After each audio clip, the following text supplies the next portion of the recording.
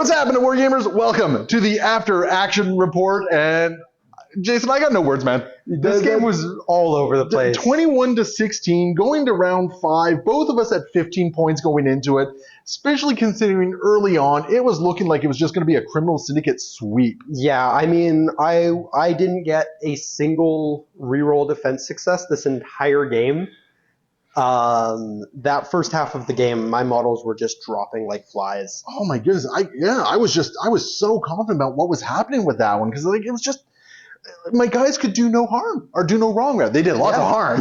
No, that's all they did was harm. That's all they did. Now, one thing I want to point out in this game is I didn't quite pay as much attention to it in the late game, but it feels like neither of our defensive roles really were coming through this game either. No, I had the odd good one here and there, but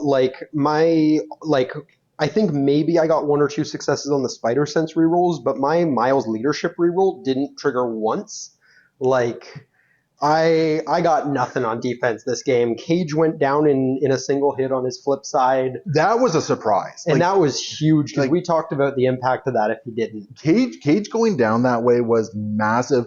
And the sheer fact that I didn't take down Miles or Beta Ray with him was kind of crazy. And that was a nice little break. In fact, I think that was the break that gave you some momentum to come back. If it weren't for that, if you didn't kind of just fail the roll into Miles and Beta Ray, I think I would have just lost right there. And what was it I said off camera at that point? I said, okay, with the way the game is going, I'm just going to do this. It's either going to succeed, and that's going to be a game, or it's going to fail. It's going to be compelling viewing. And damn.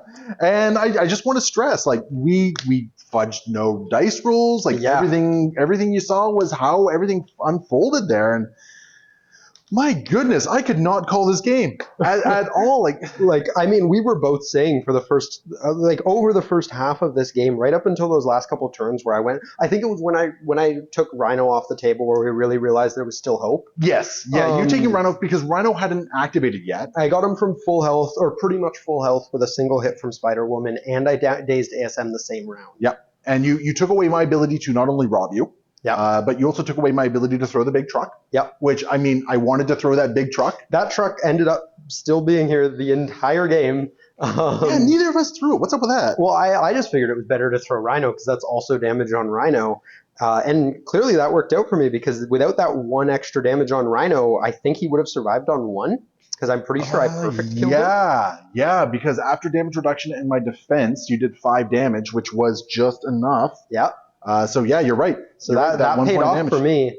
Unfortunately, I never got the hurl trigger, so it took forever to actually get that throw on him. So that's a little thing that really worked in my favor. You kept fishing for that hurl. Beta Ray never really... And Miles, when he went for that kick in that one turn where I jumped him on your back point. There was a couple things that went really well for me. Although Gwen coming in at the end there... Gwen came in hot near the end. And just bye-bye Goblin. I expected Shadowland to leave the table there.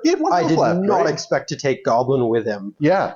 You did 5 points of damage onto Goblin. Which just no, you're done here. Let's talk about Goblin for an instant. Talk about inconsistencies here. His first 2 rounds, bam, yeah, he's dead going model, dead model. And then all of a sudden, round 3 rolls around, and just hi guys. Yeah, he went hard into Beta Ray 1 turn and got 0 damage on him. I mean, I did burn brace for it, which definitely mattered. Bad. It wasn't just 1 turn; it was 2 turns. Because I went hard into him, and then I finally got him again on the second one. Yeah, I did what was I think 2 Night of the Goblins and 2 Glider Rams and a Pumpkin Bomb into him or something like that. I put way more resources into trying to take out 2 hit points on Beta Ray than I really should have, and it kept you in the game. And yeah, I mean, it ended up being 2 Glider Rams because I braced the first one, which definitely mattered. That was huge. And I was just trying to fish that brace out a couple times, right? Yeah, and I mean, again, I'm just as shocked as you are that somehow that truck didn't get thrown with a Rhino and Beta Ray fighting over it. I'm disappointed in us. I'm surprised that you didn't throw it. I knew as long as Rhino was on the table that I wasn't going to be throwing it. But I was expecting you to throw it. I was holding brace for so long. So the couple instances where it's I can activate Rhino and throw. I just kept looking at Shadowland Daredevil and was I have the power to do massive mystic attacks into you, right? And I mean... And those mystic attacks mattered. They are my lowest defense across the board here. Not that the rerolls did anything, but I don't get rerolls against them. Honestly, if it hadn't whipped, right? Because Yeah. like what was it? Miles had what 3 health remaining or I something believe like that, so. and Beta Ray had like 2 health I or think something. this was still when he had 2. And I mean, if those attacks went off, I would have just damaged your action economy that turn massively. If and, those models went out that turn, I think you won the game much yeah, quicker. because I think Miles was already injured at that time. Beta Ray was still healthy, I think. I don't quite recall. Oh no, Beta Ray would have been injured as well because I got Beta Ray pretty early, didn't I? Yeah, Rhino got him pretty early on. Yeah, Beta Ray got injured very quickly this game. I don't remember exactly where, but man, that game was wild. Like, yeah, like both of us. Like, I saw a lot of spikes early game. You saw your attacks dice spike late game. Like Spider Woman coming in. Spider Woman and Gwen both popped off. The all webbed up turn, I was kind of shooting myself for not using it the turn before to take out ASM, but I think using it to take ASM and Rhino off the board was definitely the better call. Because like thinking about that 9 dice into Rhino when he's got 5 health remaining isn't amazing odds, but it's honestly not as bad as I would have expected it to be. No, it did well, and it gave you the extra attack you needed, and yeah. But man, that was a wild game. So yeah, like, is there anything you would have played around with in your squad, like change things up at all, or one thing? I mean, Luke Cage, I think, would have been good if he'd actually kind of done his job and taken a hit here and there. Him getting dummied is, I think, an unfair failure on his part, especially on the Heroes for Hire play. Yeah, exactly. It was like that was the first time he tried to bodyguard. It was with the Heroes for Hire. It was going to get Shadowland out of position, so you wouldn't have been able to do it twice. It was supposed to be a really big play, but so he didn't really get to shine here. But I don't think that's necessarily his fault. I think that's just kind of dice sometimes go like that. Yep. The other thing was Spider Tracker never got used this game because I kept wanting to trigger it and then realizing that it doesn't trigger on anything that's not an actual move action. So your glider rams, your ASM swings, it's only a move action, not a don't movement, trigger Spider Tracker. Oh, and your Rhino Stampedes, like none of those trigger it. Oh, geez. And at the very end there, I was actually thinking you could have, but you didn't have the power to trigger it at the very end there, I don't think. No, well, at the very last the web swing place, that's right. Exactly. If you didn't web swing, I would have been able to trigger it. Now, mind you, you probably still get the days there, but you would have had to walk, which means you would have ended up closer to Gwen.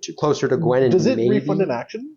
Spider Tracker? Yeah. No, because it's when you end a move action, so it's not so you would have had to walk to get within range for your punch, which means, I mean, you got it in one anyways, but the extra move keeping you away from Spider-Woman was kind of a big deal. Yeah, being away from Spider-Woman was, that was my bigger thing, and I had to get the points to make sure that you couldn't just flub me out there. And I mean, 4 damage on, Spider-Woman double tapping, I wasn't confident. No, in surviving that. You probably should survive that on average dice, but this game was not a game of average dice. No, we were seeing some really weird spikes happening there, and I didn't want to rely on the dice. So somehow in round 4, I started playing Web Warriors myself, and just like, no, run away, grab points. Well, and the other thing too, in some world where my first attack gains me enough power, I could potentially have done a spender for a second one too. Theoretically, yeah, and at that point, you would have left me on one health remaining. And you would have been in an awesome position right there. But yeah, just a wild ride throughout the whole thing. This game was crazy. It was. Like, I do not even know where to really begin with it. Like, I'm a little upset that Spider-Man still didn't get any of his friggin' triggers off, and just even with the re-rolling. All of my characters all game. Beta Ray didn't get the hurl despite I think 2 or 3 tries. Miles failed his throw trigger both of the times that he tried to go for it. Gwen got a push when it didn't matter.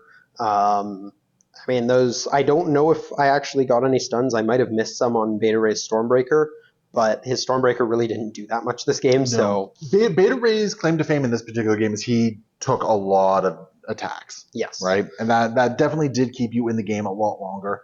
Yeah, no, he kind of just planted himself on this middle point and said, move me, try. And that's exactly what he did. And because I knocked the cube off him really early, he was never a robbery target. Yep. Which was kind of annoying. and that's the other thing. You never gave me a robbery target. And there were so many times I thought about picking up that cube, but he was left on 1 power because he was never getting good Stormbreaker hits. So he was never building enough power, and I needed that, that buffer to keep him alive. And it definitely did. Like, you reduced a lot of damage. He did. That pay to reduce, plus the fact that one of the times I used it for a brace, I mean, it's why Beta Ray was so effective this game.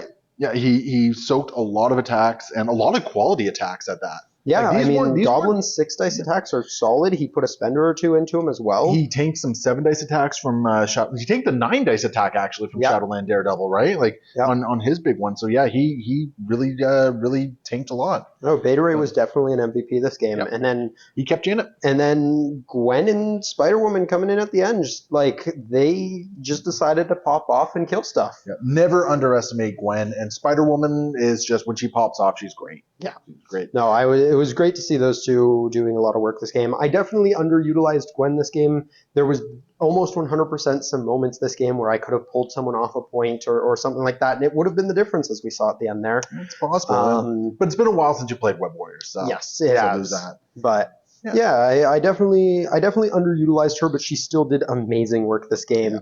Yeah. All your pieces but Miles did good work. And Cage. And Cage. Cage ate one attack and died. Cage ate a big attack, yeah. And burnt a tactic card. But all right. Well, anyway, yeah. So that is that. So 21-16 wild game. Criminal Syndicate win there. Hopefully you guys enjoyed it. Sound off in the comments below. And of course, if you are looking to support the channel, patreon.com/AegisBrandStudios. We'll see you next time. Happy wargaming.